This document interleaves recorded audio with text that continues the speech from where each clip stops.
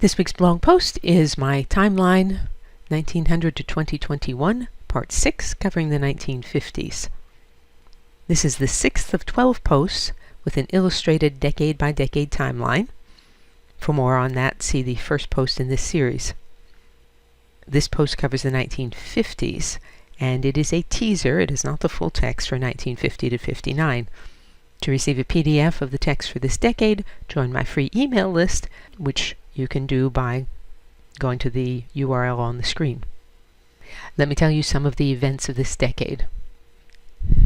Right after World War II, from about 1946 to 64, the U.S. birth rate rises sharply. This is the baby boomer generation. There is also a post-World War II economic boom. The GDP increases from $228 billion in 1945 to $1.7 trillion in 1975. Around 1947, the Cold War begins, and it's ramping up in the 1950s. The USSR, China, and other communist countries are opposed to the U.S. and its allies. Capitalism versus communism, individualism versus collectivism. 1950 to 53 is the Korean War, an attempt to prevent the spread of communism in Asia.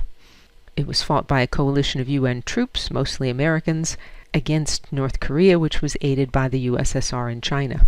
In 1951, the U.S. sharply increases its aid to the French in Vietnam, which was part of France's former colony of Indochina. We were hoping to prevent the spread of communism in Asia again. After the French withdraw in 1954, Vietnam is split in two, and the U.S. supports expatriate, I can't say his name, as leader of South Vietnam. 1951, also, the Iranian parliament nationalizes the Anglo-Persian Oil Company. 2 years later, the CIA and British Secret Intelligence Services orchestrate the ousting of Iran's prime minister, and the U.S. begins funding Iran's ruler, the Shah. 1954, the civil rights movement begins with the Supreme Court's Brown v. Board of Education ruling against separate but equal in schools. 1955, the arrest of Rosa Parks in Montgomery, Alabama, is followed by a bus boycott led by Martin Luther King Jr. 1957, the space age begins with the launch of the Soviet Union's Sputnik, the first artificial satellite to orbit the Earth. Moving on to arts and culture. Books of this decade include Ian Fleming's Casino Royale, 1953, the first James Bond novel, Vladimir Nabokov's Lolita, 1955, and Salinger's The Catcher in the Rye, 1951. In architecture, the international style becomes popular, with rectilinear, flat-roofed buildings of steel, glass, reinforced concrete, and chrome. The most famous example is Van der Rohe's Seagram Building in New York City. That's this one here. Cutting-edge painters include Jackson Pollock and Mark Rothko. In a 1959 interview with Rothko, after he was commissioned to create a set of paintings for the Four Seasons restaurant in the Seagram Building, Rothko said, quote, "I hope to ruin the appetite of every son of a bitch who ever eats in that room." End of quote.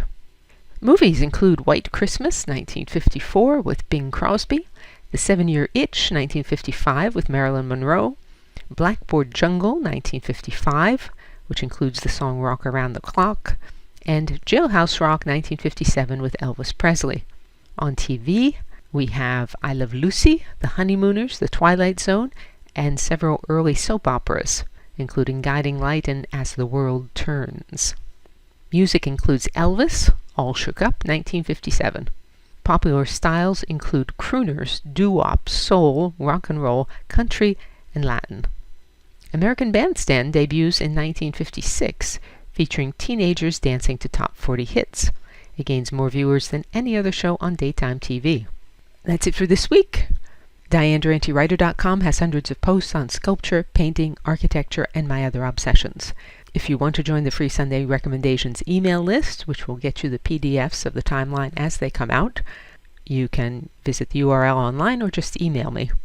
And you can say, "Well done, Diane," or support my work and receive rewards by means of the tip jar on DianeDuranteWriter.com.